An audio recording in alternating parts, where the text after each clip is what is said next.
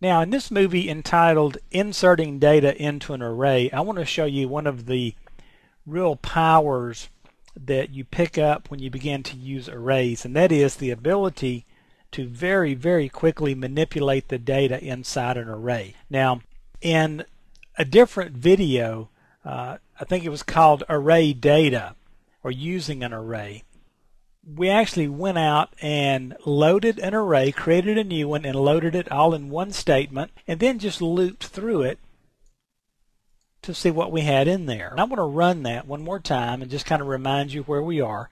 Notice I click on the button and it shows me the contents of the array. So you can come back and look at this code and see all that's going on.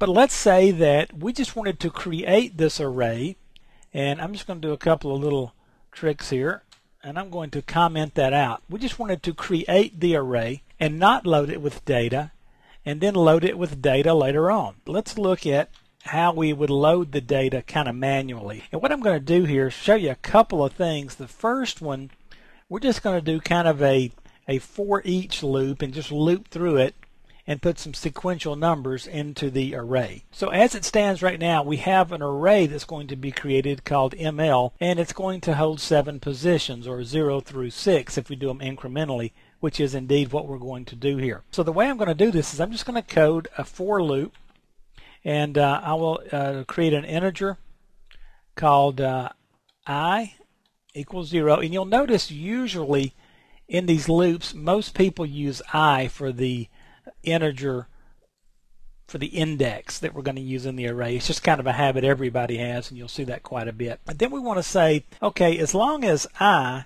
is less than the length of our array, and I'm going to point out something to you here. I haven't really pointed it out. This is not really a Visual Studio course. But notice that as soon as I start to type and it highlights the particular selection I want in IntelliSense, then all I have to do is go on with the rest of my command, which in this case is going to be a semicolon.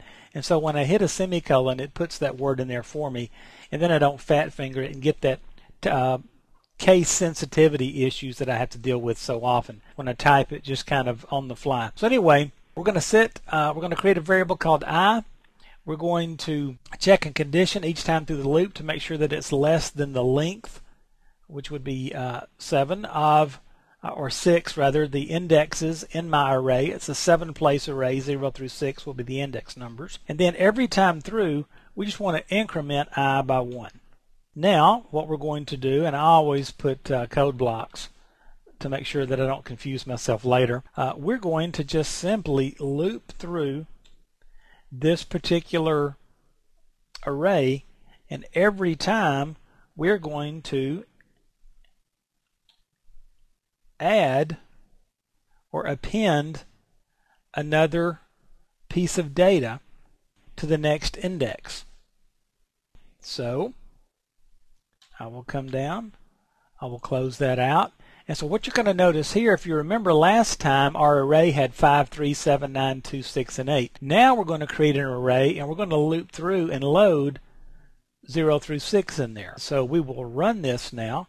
And if I didn't fat finger anything, notice we have now loaded 0, 1, 2, 3, 4, 5, and 6. Pretty straightforward.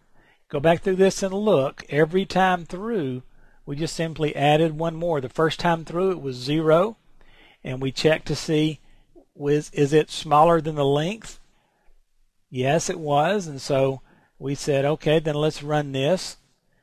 And then we'll come back through, let's add 1 to it, and let's just keep looping through. Now, there's another issue that comes up, and that is, what if I want to change one of these? Well, what I'm going to do this time is let the code run. It'll load it with 0 through 6, and then I just want to say, you know what?